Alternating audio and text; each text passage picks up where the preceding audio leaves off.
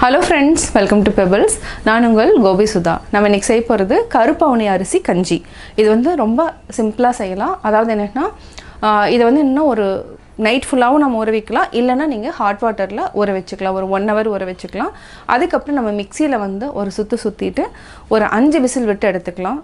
இது கூட நம்ம என்னன்னா மோர் வந்து 1 கப் எடுத்துக்கலாம். அதாவது பச்சை மிளகாய் வெங்காயம் கூட நம்ம தனியாக போட்டுக்கலாம்.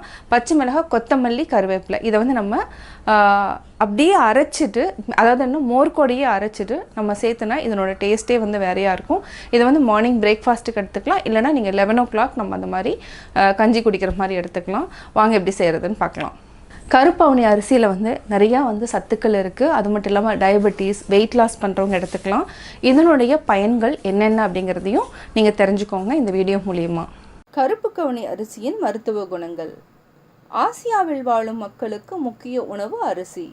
அரிசியில் பல வகைகள் உள்ளன. கருப்பு கவுனி அரிசி தினமும் சாப்பிடலாமா என்று சிலர் நினைப்பார்கள். ஆனால் கருப்பு கவுனி அரிசி மிகவும் ஆரோக்கியமான அரிசியாக கருதப்படுகிறது. ஆரோக்கியமான அரிசிகளின் வரிசையில் கருப்பு கவுனி அரிசி முதல் இடத்தை பிடிக்கிறது. இந்த அரிசியின் நன்மைகளை பற்றி நாம் தெரிந்து கொள்வோம். Anti oxidants. கருப்பு கவுனி அரிசியில் அதிக அளவில் ஆன்டி ஆக்சிடென்ட்ஸ்கள் உள்ளன.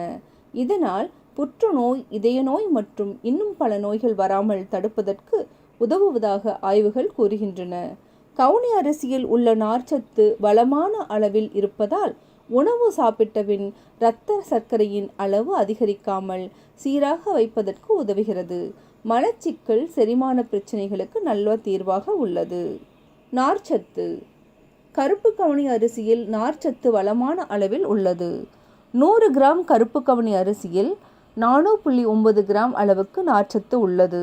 மற்ற அரிசியில் உள்ள நார்ச்சத்தின் அளவை விட கருப்பு கவுனி அரிசியில் 2 மடங்கு நார்ச்சத்து அதிகமாக உள்ளது.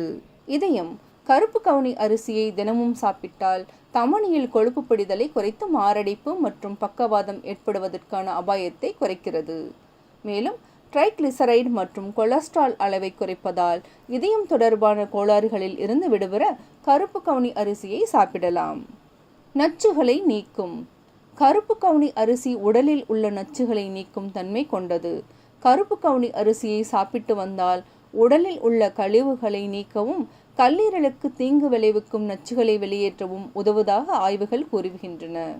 எனவே கருப்பு கவுனி அரிசியை உணவில் சேர்ப்பது மிகவும் நல்லது. உடல் எடை. அடிக்கடி எதையாவது சாப்பிட்டு கொண்டே இருப்பவர்களுக்கு உடல் எடை அதிகரிக்கும். இவர்கள் கருப்பு கவுனி அரிசியை உணவில் சேர்ப்பது மிகவும் நல்லது. கருப்பு கவுனி அரிசியில் நார்ச்சத்து அதிக அளவில் இருப்பதால் அடிக்கடி பசி ஏற்படுவதை குறைத்து சரியான அளவில் சாப்பிடுவதற்கு உதவுகிறது. இதனால் மறைமுகமாக உடல் எடை குறைவதற்கு உதவுகிறது.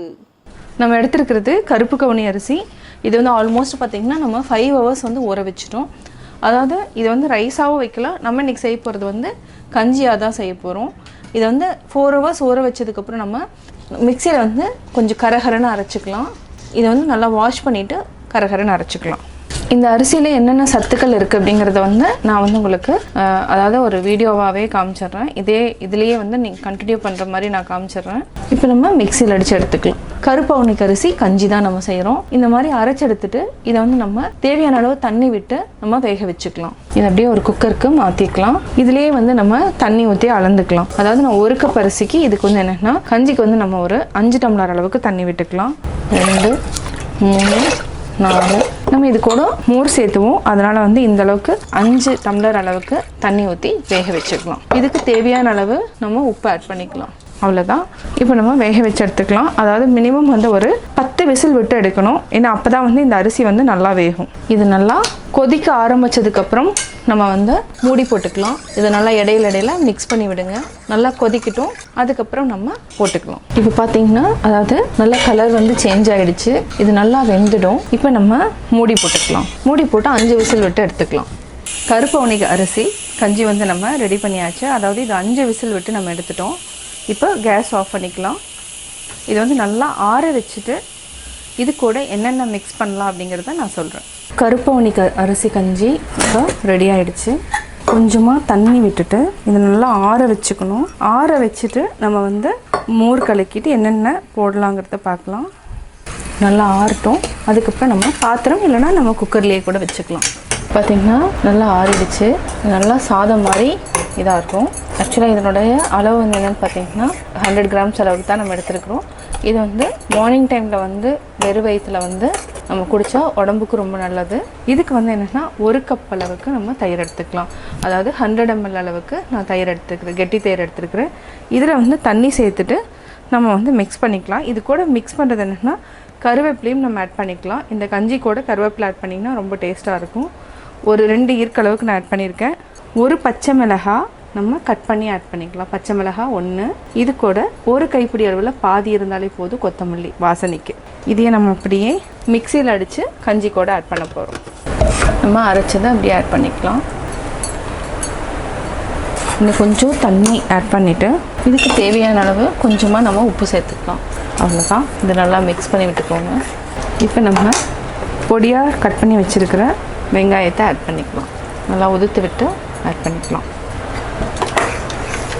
இதையும் நம்ம ஒரு மண் பாத்திரத்தில் மாற்றிக்கலாம். சுவையான கருப்பவனி அரிசி கஞ்சி ரெடி. கருப்பவனி அரிசி கஞ்சி எப்படி செஞ்சேங்கிறத பார்த்தீங்க. இதில் என்னென்னா நிறைய மருத்துவ குணங்கள் இருக்குது. நீங்களும் வீட்டில் ட்ரை பண்ணி பாருங்கள். பார்த்துட்டு உங்களுடைய கமெண்ட்ஸ் எனக்கு சொல்லுங்கள். லைக் பண்ணுங்கள், ஷேர் பண்ணுங்கள், கமெண்ட் பண்ணுங்கள். மறக்காமல் சப்ஸ்கிரைப் பண்ணுங்கள். என்னோடய குக்கிங் வீடியோ முடிஞ்சதுக்கப்புறம் பார்த்தீங்கன்னா ஒரு திருக்குறள் வந்து நீங்கள் பார்க்கலாம். உங்கள் குழந்தைகளுக்கு நீங்கள் சொல்லித்தரலாம். தூய்மை என்பது அவாவின்மை, மற்றது வாய்மை வேண்டவரும். அவா இல்லாத நிலையே தூய்மையான நிலை. வாய்மையையே விரும்பி நடந்தால் அந்த நிலை தானாகவே நம்மை வந்து அடையும்.